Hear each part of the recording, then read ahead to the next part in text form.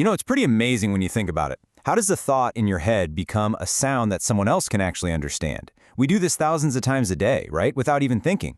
But underneath it all, there's this hidden, incredibly precise science. So today, we're going to pull back that curtain. We're going to take a journey into the world of spoken language. All right, to kick things off, I've got a little riddle for you. It's a classic, and it perfectly shows why our good old alphabet can be, well, a total mess when it comes to sounds. Okay, so look at this word on the screen. G-H-O-T. How on earth would you say that? Well, thanks to the glorious chaos of English spelling, you could make a pretty solid case that goatee is pronounced fish. No, seriously, think about it. You take the GH sound from the end of enough, the O sound from the middle of woman, and the TI sound from the start of nation. Put them all together, and what do you get? Fish. See? The letters lie to us all the time. And that kind of gets to the heart of the problem, right? The English alphabet gives us 26 letters to play with, but in reality, we make about 44 distinct sounds, or phonemes. That's a huge mismatch. It's exactly why we need a system that's based on what we actually hear, not just what we see written down. And lucky for us, there's a whole science designed to fix this mess. It's called phonetics. It's the rulebook that cuts through all that spelling confusion by looking at the sounds themselves. Specifically, we're diving into how we physically make every single one of those sounds. So, let's become sound detectives for a minute. We're going to trace the journey of one single sound, right from the power source deep in our chest, and follow it as it makes its first, really crucial decision. Believe it or not, it's really that simple. Before it's a word, before it's anything, every sound you make starts as just a little puff of air from your lungs, traveling up towards your larynx, what most of us just call our voice box. So inside your voice box, you got these things called vocal folds. And this is like the first fork in the road for that puff of air. If your vocal folds are open and relaxed, the air just breezes right through. That makes a voiceless sound. But if you pull them together, the air has to force its way through, making them buzz and vibrate. And that creates a voiced sound. Okay, you have to try this with me. It's pretty cool. Go ahead and put 2 fingers right on the front of your throat, on your Adam's apple. First, make a long hissing S sound, just like a snake. S. Got it? Now, keep your fingers there and switch to a buzzing Z sound. Z. Let's do it again, back to back. S, S, S, Z, Z, Z. You felt that, right? That little vibration that kicks in on the Z but is totally gone for the S?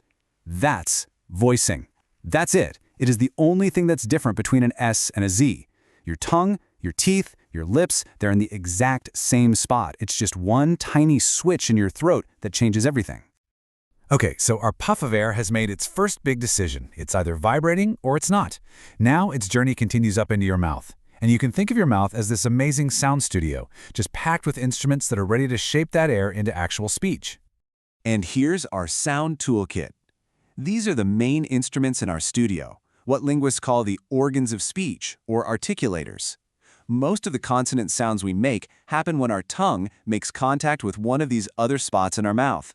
It's all about where we shape that airflow. Let's start right at the front. Say these words out loud. Pat, bat, mat. What do your lips do at the beginning of each one? They press together every single time. That's why the sounds for P, B, and M are called bilabials. Bi for two, labial for lips. Simple as that. Okay, now move just a little bit back. Take the tip of your tongue and find that bumpy ridge right behind your top front teeth. That's your alveolar ridge. Now say top, dime, noon, sip, zip. Feel that? Your tongue tip taps or gets really close to that exact spot for all of those sounds. A huge number of English consonants are made right there. And if we go even further back, way to the soft part on the roof of your mouth, that's called the velum, we find another key spot. Try saying kick, go, or the end of the word king. Feel how it's the back of your tongue that's rising up to make the sound? Those are our velar sounds.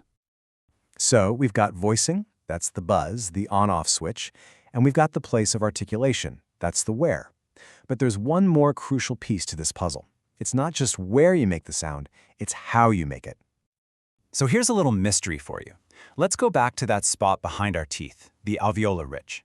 We know the T sound is made there, and the S sound is made there. And we know from our little experiment that they're both voiceless, no buzzing. So, if they're made in the same place, with the same voicing, why do they sound completely different? The answer, my friends, is in the manner of articulation. This is all about how you're controlling that airstream. Are you stopping it completely? Are you squeezing it through a tiny little gap?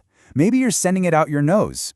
These are the different techniques, the sculpting tools that give each sound its final, unique character. And this solves our T versus S mystery. When you make a T sound, your tongue completely blocks the air for a split second, then releases it in a little puff. That's called a stop. But for an S sound, your tongue doesn't block the air at all. It just creates a super narrow channel and forces the air through, which creates that hissing friction. That's a fricative. See? Same place, same voicing, totally different manner. And now we put it all together. This chart is basically the secret code of consonants. It's so cool. You just combine a place, like bilabial, with a manner, like stop, and boom, you get sounds like p and ba. It's this beautiful, organized system that was hiding in your mouth this whole time. Now, we've spent a lot of time on consonants, which are all about blocking and touching and obstructing air. But what about the other half of the story? What about the vowels? Vowels are kind of like the soul of a language. Unlike consonants, they're made with almost no blockage at all. The air just flows freely. All those different vowel sounds, like e, ah, o, oo, we make them just by changing the shape of our tongue and our lips, which changes the size and shape of the resonating chamber inside our mouth. So, we've got voicing, we've got place, we've got manner, and we've got that open flow of vowels. When you combine all of these tiny, super fast, precise muscle movements, you get more than just language. You get your own unique voice. And what's really fascinating is thinking about accents. An accent isn't just random. It's a consistent pattern of tiny differences in the very things we've been talking about. Maybe you make a vowel sound with your tongue just a millimeter higher, or you release a stop sound with a little more air. When you do that consistently, that's what creates a distinct accent. So the next time you talk, just think about that for a second. Every single sound you make is a collection of lightning-fast choices.